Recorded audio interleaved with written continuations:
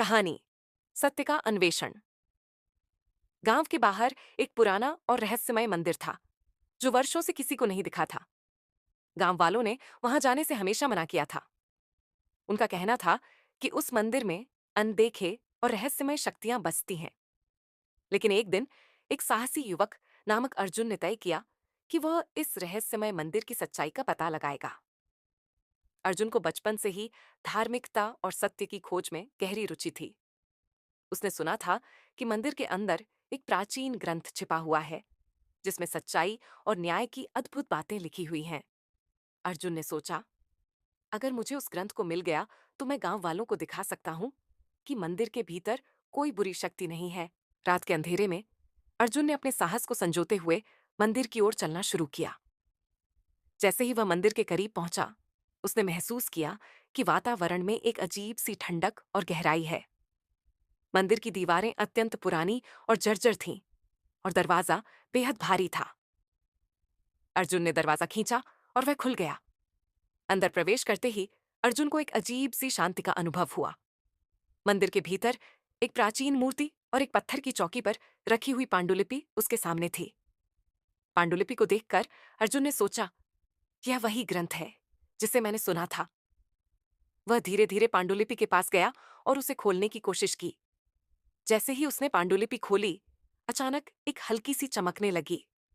उस चमक के बीच से एक गूंजती आवाज आई, तुमने मेरी परीक्षा के लिए यहां आने का निर्णय लिया है अर्जुन। अर्जुन ने चौंक कर पूछा, तुम कौन हो और यह परीक्षा किस प्रकार की होगी? आवाज ने कहा, मैं मंदिर का संरक्षक हूं। तुम्हें यह ग्रंथ तभी मिलेगा जब तुम सच्चाई और न्याय के सिद्धांतों को समझोगे और उन्हें अपनाओगे। तुम्हारे सामने एक चुनौती है, तुम्हें एक सवाल का सही उत्तर देना होगा। सवाल आया, सच्चाई क्या है? अर्जुन ने सोचा और ध्यानपूर्वक उत्तर देने का प्रयास किया। उसने कहा, सच्चाई वह है जो न केवल दिखने में सही हो, बल्कि दिल और आत्मा से भी सच्ची हो।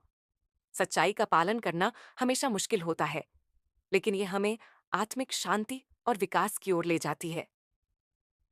आवाज ने एक पल के लिए खामोशी भरती और फिर कहा, तुम्हारा उत्तर सही है। अब तुम्हें एक और चुनौती का सामना करना होगा।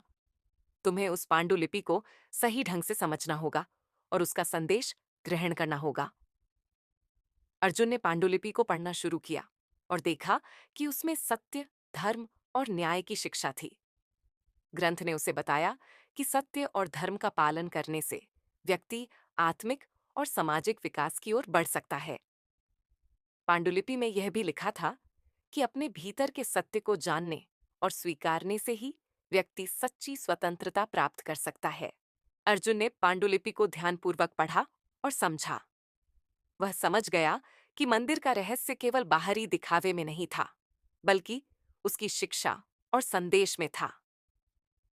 मंदिर के बाहर आकर अर्जुन ने गांव वालों को बताया कि मंदिर में कोई बुरी शक्ति नहीं है, बल्कि वहां की पांडुलिपि ने उसे सच्चाई और धर्म का महत्व सिखाया है। अर्जुन ने सबको यह भी बताया कि सच्चाई का पालन और सत्य को जानना ही सबसे महत्वपूर्ण है। गांव वाले अर्जुन की बातों से प्रभावित हुए और मंदिर को एक सम्मानित स्थान मानने लगे। वे समझ गए कि सत्य का अनुसरण करने से ही हम सच्चे अर्थ में धर्म और न्याय की ओर बढ़ सकते हैं। अर्जुन की साहसिकता और ज्ञान ने गांव में एक नई जागरूकता पैदा की और मंदिर अब एक श्रद्धा का प्रतीक बन गया। कहानी से सीखने योग्य संदेश ये है कि सत्य और धर्म की खोज में साहस और समझदारी की आवश्यकता होती है।